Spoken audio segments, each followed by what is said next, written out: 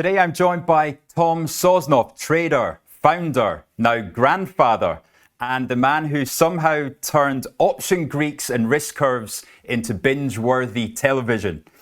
He's built billion-dollar businesses and a hugely popular daily television show.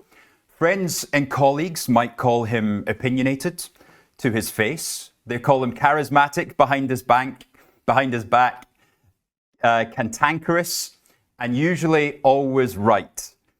Though he may say that's just the probabilities talking in his favor. Today, Tom's agreed to help us launch our brand new YouTube channel. In this interview, Tom Sosnoff, a very good welcome to you. Thank you, Rich. I think that was like we like to say, a CompuSalt, but I'll take it. I'm ready, man. I've been looking forward to this. Right, let's go. Let's dive in. So for those in the UK hearing the name Tom Sosnoff for the first time, please introduce yourself. I'm just kind of like, have you heard the expression gym rat? I have not heard that.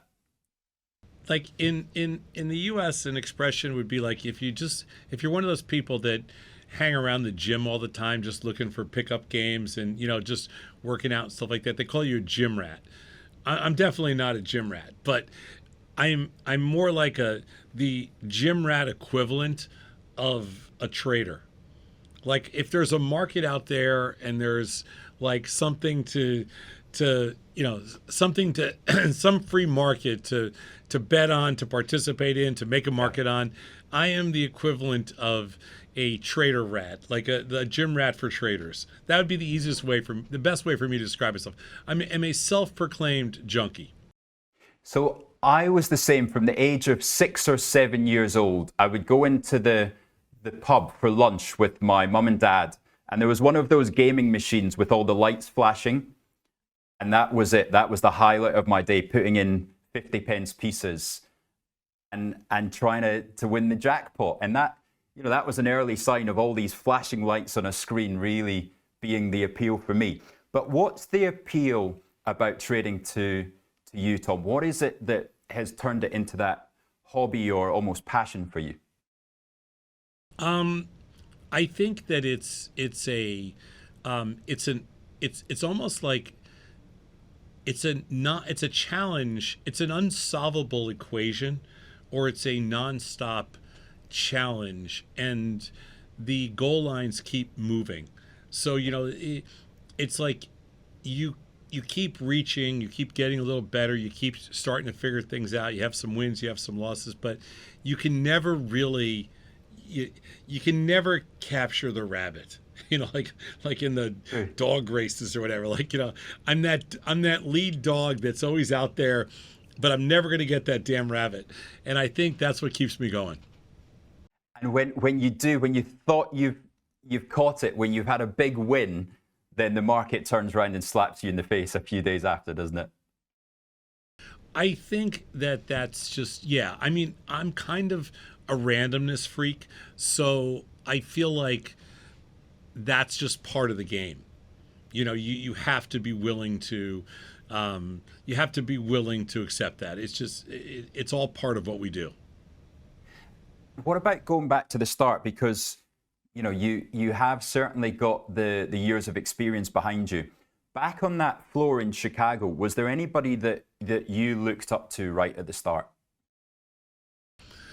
I mean, right at the start, I think I looked up to people that I didn't really know who they were. They just seemed to be, there was like local legends, so to speak. So they seemed to be faster, and I thought they were smarter than I was. They were definitely faster. They could do the math in their heads faster. And I didn't really know what was going on when I first started, so I would like kind of watch in awe.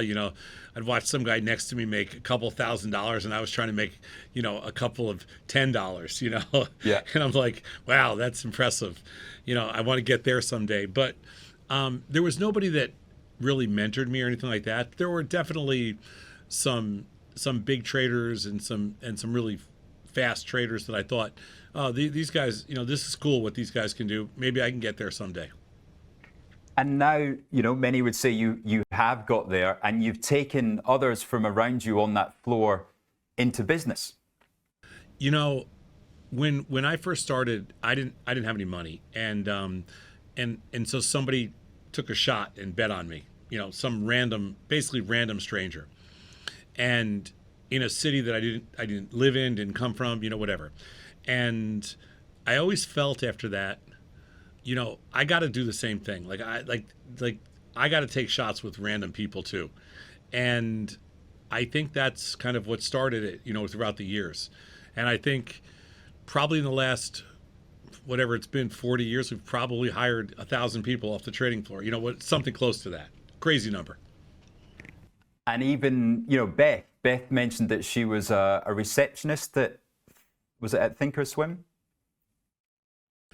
She was. We hired her, Beth, who's still, she's basically worked with me since she got out of college. So now it's probably been going on like 17 or 18 years. But the funny thing was, I met her dad my first day on the floor, and her uncle, her uncle and I were like really close friends for, we still are. So it's been, 40 years. So it's kind of crazy. Small and world. That first job, the person that gave you the chance, was that Drexel Burnham Lambert? Is that right? No. That was some guy on the floor, some random guy. I didn't know him. I just met him. And, traders back then, floor traders were very much like, it was a small little world. And I think if you could help somebody out, somebody would take a shot, because everybody there got a break somehow. Like the world of pit traders was not like, you didn't go from Harvard or Cambridge or Oxford or Yale into the trading pits in Chicago. You went, it was a broad mix of like alpha dogs and high school dropouts, and it was just a weird mix of, people that had flunked out of everything from boxing school to law school to all these different places. So it was this very eclectic mix of crazy personalities, and I think everybody kind of they would take a shot with you blind, which I loved. Do you know we've had two visitors? The best way to describe it, Rich, way too many young people with way too much money is the way I would look at it. Back in the day, And a lot of testosterone. A lot of testosterone. Yeah, way too much testosterone. So that became evident. We had two visitors come into IG in recent weeks, and both of them started work on the life floor. Now, the life floor, of course, London, Chicago equivalent, but it was actually in the building where IG now has its offices. So those 3 elevators that come up from the ground floor to where you get the elevator. So back when there was protests happening from the anti-capitalists, some of the anti-capitalists broke into the building and were halfway up the elevators, only to be met with 25 traders at the top of the elevators, pushing them, punching them back down. And that was, the guys on the London floor. And everybody was watching, of course, and cheering them on. Oh, I never heard that story before. That's cool. So, well, let's go current day then. When you wake up in the morning, what's your morning routine from waking up to coming into Tasty HQ? Should we take out the showering part? Okay. You can do that. Although a lot of good ideas come from shower. My brain works better in the morning, so I'm a very early riser. So I've been getting up 4 in the morning for the last forever, like crazy early. Back in the trading days, we used to have to get on the floor, down to the floor, sometimes 2 or 3 in the morning, just to get our spots. Wow. And we would sleep in the lobby of the exchange building to wait for the doors to open so we could get our spots in the trading pit, because your spot was where the value was. Wherever you were located, you were closer to the order flow. But even when we built thinkorswim and then Tasty, I'm a 4 a.m. person no matter what, and I like because my mind works better, and I get a lot of stuff done between 4 and 6 in the morning, and then I come into work. That's incredible. And then when you do sit down and you're ready to trade, what's the first thing you look at to get a gauge of how the market is? Oh, I really just watch. I pretty much watch the market as close to around the clock as you can, but I just watch futures for the most part. You know, the futures markets are 24/5, so I watch those. Have a pretty good feel for at least what's been happening, not necessarily what's going to happen, but what's been happening. And then once the market opens, you know, then I kind of flip the switch and much more take the mode of option trader. And then we see you on air. You have sort of quite proudly say you don't really care what you're trading because you've got a strict set of rules and guidelines that have been refined over many years with statistics backing them up. Well, first of all, how many trades do you do in a day, roughly? I somewhere like I have a full-time job, so it's hard, but I'd say most days 75 to 100 would be like an average. I do, yeah, about 16 to 18,000 a year. And are there favorite stocks or indices in there to trade? We heard from you today that you can't make money for your life in GLD at the moment. But what about the favorites? I mean, I just having a hard time in gold, but I trade anything that's liquid, so I'm pretty indifferent. I mean, there's a couple stocks I just don't do very well in, but for the most part, I trade anything that's liquid. And it really doesn't. I don't distinguish that much. I mean, of course, we all have stocks we think we do a little better in, but I prefer the most liquid underlyings, no matter what. Apart from illiquid products, then, is there anything that you would not trade, that you wouldn't touch?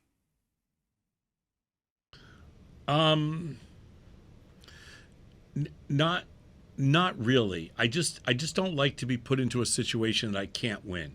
So I don't touch I don't put any serious money, for example, in sports betting, or casino gambling, because I know that the odds are so bad.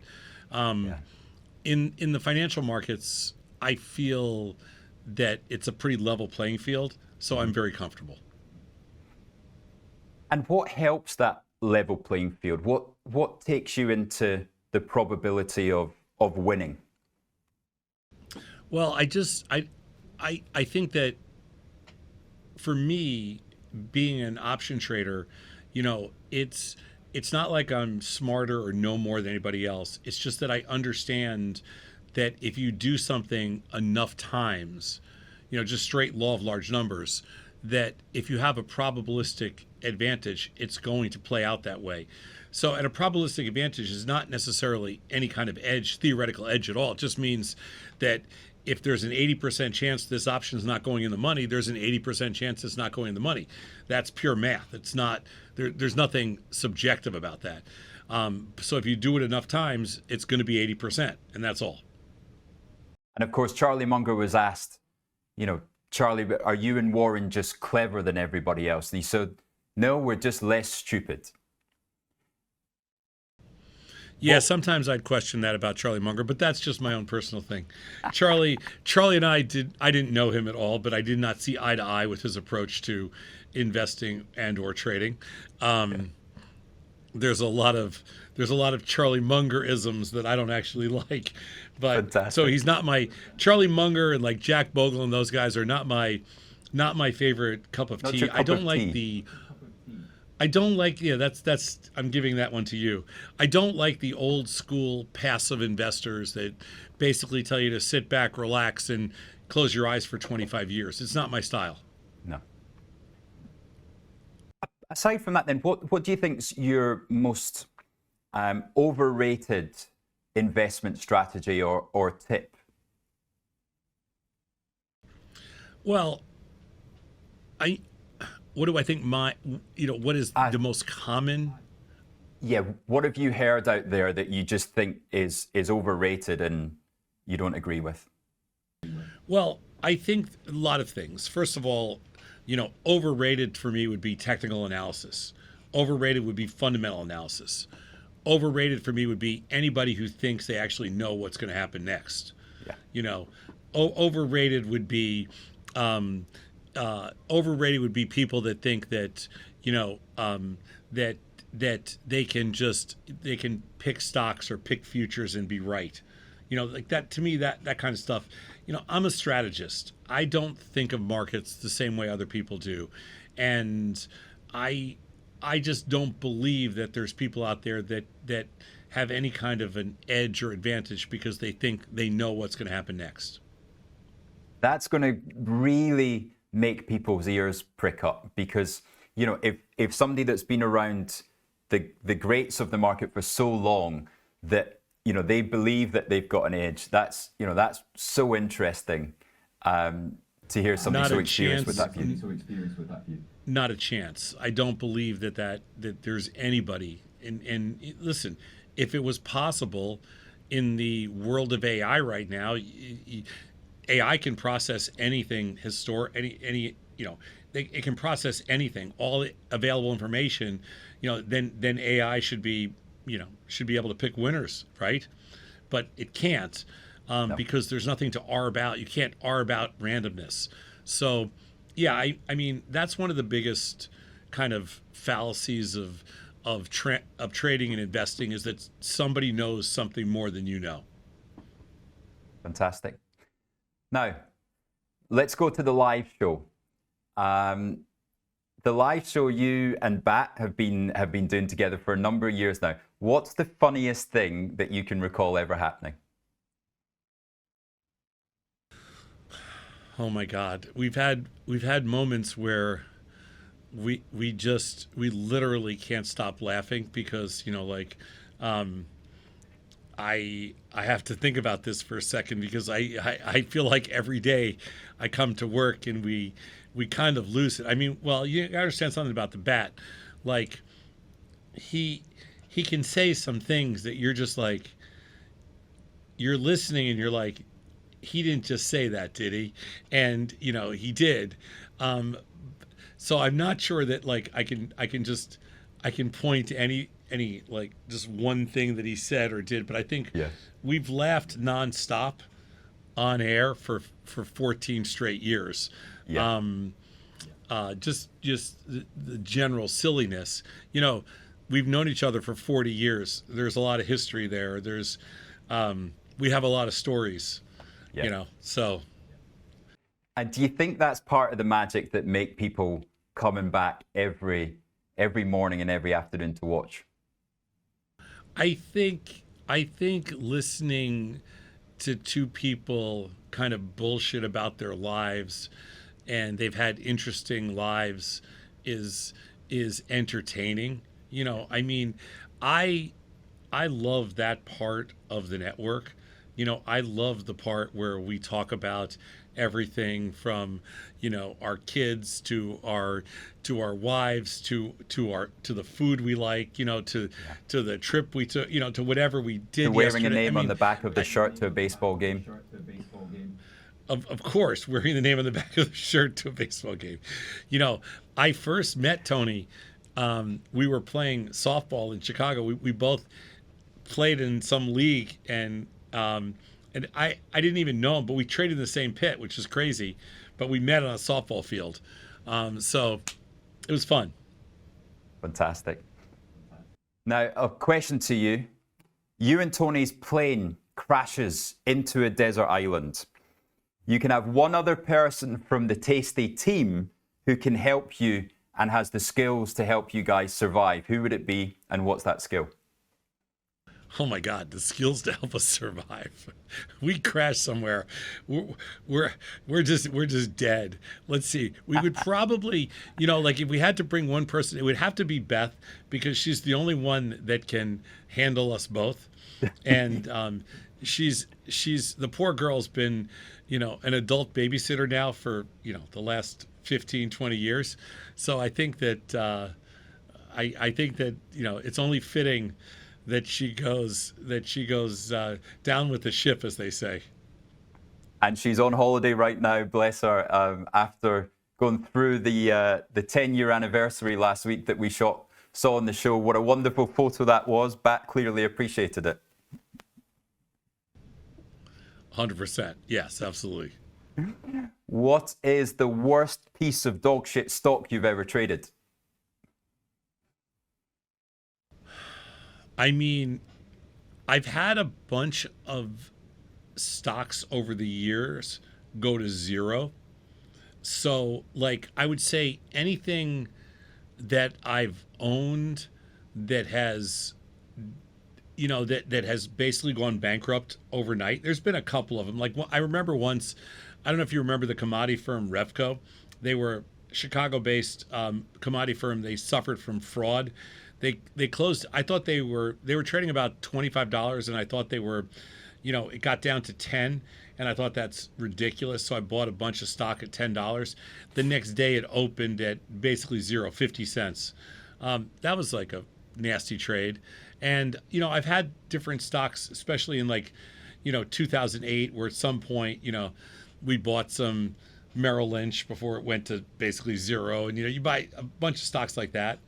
I've had some experiences like that. Sun Microsystems comes to mind as a stock that never bounced. I mean, AMD was a stock I sat with for what felt like 5 years before it ever had an uptick, and I couldn't wait to sell it at like $3. Now it's like 100, But I don't really dwell on that stuff. I mean, I've probably made, I'm guessing, 100 or 200,000 losing trades in my career. Yeah. Like at least 200,000 losing trades. So I don't even think about it. Like it doesn't even, it all just goes with the territory with me. Yeah. Yeah. Trade small and trade a large number of products. Yeah. I've probably made as many trades personally as any person in the world. Like, I mean, I'm sure there's somebody that's done more, but I don't think there's more than 2 or 3 people that have done more, in the whole universe. So, I'm pretty indifferent to, like I'll literally trade anything, and that's it. Out of all those trades there was a great phrase that we had on the trading floor: better to be lucky than clever. Is there one that stands out that was really luck, and a lot of luck? There wasn't, but we always used to say, so in Chicago, everything, it basically trades around the S&Ps. And when the S&Ps first started, the month they started in was U for September. So they called the S&Ps SPUs, SPU. So in Chicago, on the floors, everybody just said, what are the SPUs doing? So it's it's just, what are the S&Ps doing? And it's what everybody hedged virtually every trade with. So most people would wear a button that just said SPUs don't lie. And I think that's the message, because no matter what we all thought, these stupid futures were always right. Yeah. Like no matter what we thought, the futures were right no matter what. So, and that's it, isn't it? The market is always right, and it's hard to go against. The SPUs don't lie. SPUs don't lie was kind of like okay, I got it. I feel that there should be a T-shirt with this on nowadays. Oh, there used to be. One thing you would change about the financial industry?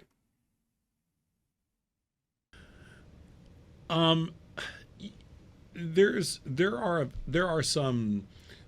I mean, industry-wide, it's so huge, and there's so many different regulatory bodies. I mean, what I'd like to see is more collaboration among regulators to be so that customers can compete fairly. That's one of the things I'd like to see. Is right now we have too many different regulatory bodies, and thus the customers have this, we call it kind of like regulatory confusion, like they're not sure what the capital requirements are for this. So I would like to see a better regulatory environment. I'd like to see more standardization among among different exchanges and products and things like that. And I'd like to see the exchanges reduce their fee structure, because I think that they rip off customers with ridiculous data fees and clearing fees and things like that, and exchange fees. They're all for-profit institutions, and I think that, they wouldn't have anything if it wasn't for the customers. So I would really like to see the exchanges, especially reduce their data fees. I think they're ridiculous. Well, that leads me nicely into the next question as well. There was a young lad who came to see you in Edinburgh with his mother when you were doing the tour. And he says thank you for inspiring him into his early trading journey. But also he sent you a question in. And it is, do you think there's one key feature or innovation on the retail trading platforms that are still missing?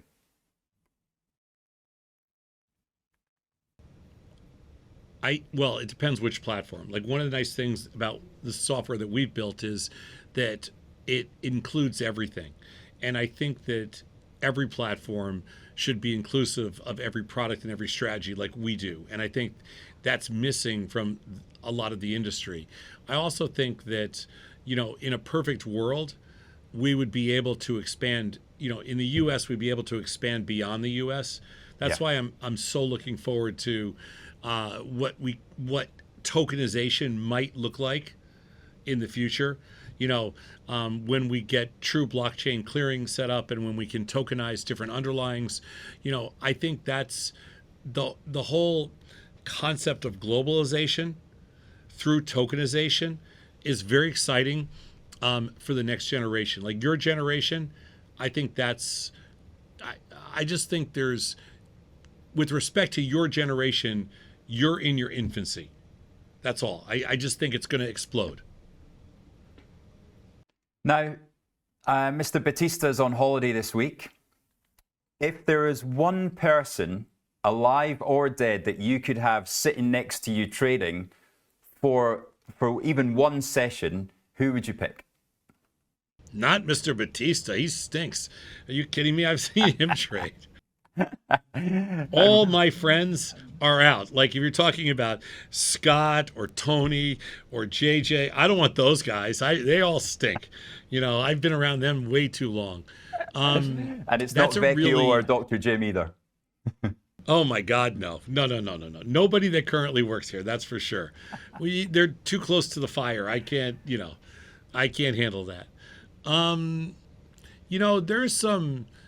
There's some fun, like, I would think there'd be some fun, like, legendary traders out there that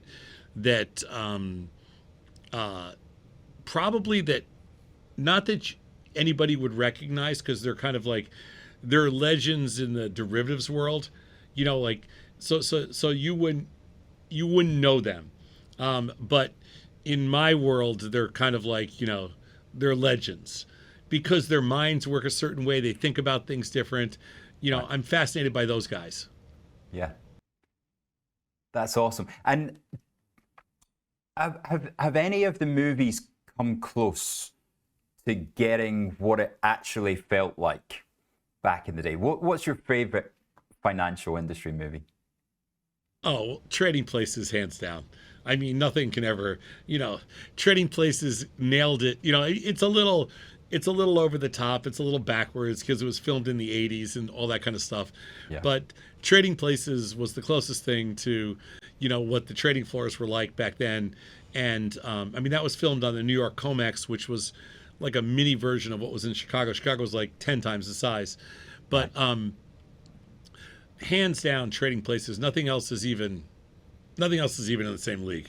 That last scene on the trading floor is just absolutely golden. Any of our viewers who want to feel what it's like, that's the one to watch, isn't it? Well, it's funny because at the time when they filmed Trading Places, I had just come to Chicago, and I had moved out of a house where I lived with a bunch of buddies after we graduated college, and one of my buddies was trading on the floor of the COMEX where they filmed that. And so what they did was they filmed it on a Saturday, and they said anybody that wants to come in to be in a movie with Eddie Murphy and Dan Aykroyd can come in on Saturday, and you can all be extras. We're not going to pay you, but you could be in the movie if we pick the entire floor showed up on a Saturday in New York. They didn't pay anybody. They just Brilliant. everybody showed up with their trading jackets on, and they turned the exchange on and whatever it was, and they were all there trying to get in the picture, Yeah. So my buddy was there, but he didn't get in in that Shame. last scene with the orange juice and the whole deal. But it was supposedly an amazing day, and they filmed everything like right on the trading floor with all the traders, but they kind of did it backwards, I thought. I don't think they should have shorted first and bought it, because I thought too many people got confused by that. But who knows? But it was just golden. But there are very few trading floor scenes like that just encompass the whole feel of it. Yeah. There are. We've done 2 documentaries at Tasty on trading over the years. We did one on Louis Borsellino called Sold. I don't know if you saw it, but it's great. If you haven't seen it, you should watch it. He was the biggest S&P trader. It's on our site, and he was the biggest S&P trader like in the 80s or 90s, and he blew up and everything else, and blew up, blew out, whatever. But he's got great stories. His dad was a mobster, like the whole thing. It's great. Awesome. And we did a documentary on him called Sold, and we also did in 2012. So this is 13 years ago. We did a documentary called Cancel Crash. And it's been watched like 20 million times. We thought at first when we filmed it that maybe you're going to have like, I don't know, 10 or 20,000 views. It's been watched like 20 million times. Wow. And it's called Cancel Crash. And it's the 25-year anniversary of the 1987 crash. And we feature like, a bunch of people in there. Like we were all trading in the pit that day. And it's really interesting. It's a great documentary, and it's on our site. So if the viewers want to see that, they go Cancel Crash on YouTube, and they'll be able to find it on Tasty Live. You can do it Cancel Crash on YouTube or Cancel Crash on Tasty Live, or do Sold with Louis Borsellino on both. Same thing. They're just our own. They're free, and you should check. They're both about 30, 35 minutes long, and they're really well done. Like we did them. We did one 12 or 13 years ago, and the other one, like 10 years ago or 8 years ago. I don't even know. They're older, but they're both great. And they're both, the Cancel Crash takes place on the SIBO floor, and then the other one takes place on the CME floor, and they're good. Oh, fantastic. Right, that's my viewing for the weekend sorted out. Fantastic. I'll pop those. You're going to love them. I'll pop those links into the comments below our video here as well for all the viewers. Now, as well as watching that, the viewers can come and watch you, because you are coming back to London soon, aren't you, Mr. Sosnoff? You and I are going to have, we're going on 2 dates together. We're going to be in London on June 20th. It's a Friday night. It's triple witching. And we're going to do a live trading show in front of a big audience. We're going to have so much freaking fun. Oh, and Tony's coming too. I conned Tony into coming. So it's you, me, and the Bat. It's going to be great. We're going to have so much fun. And that's Friday night, June 20th. And then the following Monday on the 23rd, we're going to be in Milan. And it's just going to be you and me in Milan. And we're going to do the same exact event first time in Italy. I'm hoping nobody speaks English, so that way nobody can complain about the show at all. But it's going to be fun. We're gonna trade them up. Like I said, it's triple witching. It's going to be awesome. That's going to be fantastic. We're going to get certainly plenty of volatility around just now. Let's hope that continues on. Final question. I'm not going to even bring up his name. We know that tariffs are utter BS and that they're against the whole American free markets ideal. But if Tom Sosnoff was president and he was going to put tariff on one thing to stop it getting into America, what would it be? Oh, that is, if I had to put a tariff, so what is most likely to shorten I have to put a tariff on something that would most likely shorten my life. So what kind of horrible food do I eat that's being imported from somewhere? Help me out here. Like if I had to put a tariff on something. Well, last time when I came on the show, you got a couple of Scottish products. Maybe you want to stop those coming into the country. Yeah, no, I didn't mind those Scottish products. They were pretty good. No, I mean, I am so I am so much about free markets. I am so anti-tariff that it would be completely against anything that, I mean, unfortunately right now it's a difficult time for us in America. We're dealing with a lot of